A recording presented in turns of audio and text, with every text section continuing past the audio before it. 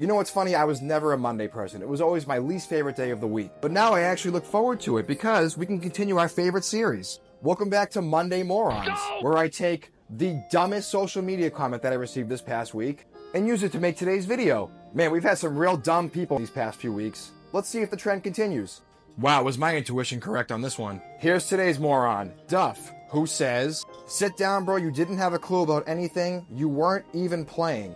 Huh, that's news to me, Duff. It seemed like I was playing Survivor. And don't just take my word for it, let's consult my friends at the True Dork Times, who, for years, have been ranking Survivor players based on their performance on the season. There are some serious sabermetrics that go on here, and I know math is definitely not your strong suit, Duff. So, in more simple terms, it's broken down into physical stats, strategic stats, ability to vote correctly. I just so happen to have the rankings from Survivor 48, and, according to their stats, I was in the top 5 of players from my cast. What I find even more impressive is the fact that I was still able to climb this high in the rankings despite having a literal goose egg for a challenge score. And believe me, I will take some responsibility here for sure. These were team-based challenges. I was part of the team that did not win a single challenge. But it's also kind of tough when your strongest guy goes down in the first 10 seconds of the show with a freak accident, and while other members of my tribe could not figure out left from right. Literally, could not figure out cardinal directions. So not quite sure what you want me to do there, Duff. Maybe I can sub in like 2nd or 3rd grade. Teach the future castaways of Survivor 72, North, South, East, and West. Would you like another example, Duff? Well, here you go.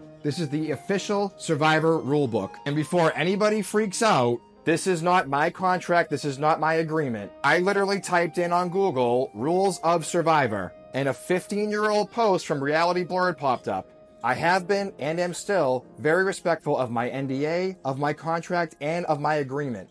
So if anyone from the show is watching this, don't punish me, don't get mad at me, don't take away my vote and kick me off the show or something like that. And back to you, Duff. I know reading isn't your strong suit, so I will help you out here. Contestants must write on official paper the name of the contestant against whom they wish to vote and must show this written record to the camera and state their vote verbally to the camera. Believe me, I tried to do this. I tried to play this way. But out of the 6 votes I was physically present for, 2/3 of them I was literally unable to do this. I guess though, Duff, you are partially right. Because on day 7, I wasn't playing Survivor. I was playing bootleg Jungle Yahtzee. Also, fun fact, that happened a year ago today. Can you believe it? So, happy anniversary to one of the dumbest twists I've ever seen in this show, crushing my lifelong dream. Thanks. Well, that does it for this week's edition of Monday Morons. If I have any brain cells left at all next week, we'll continue our series.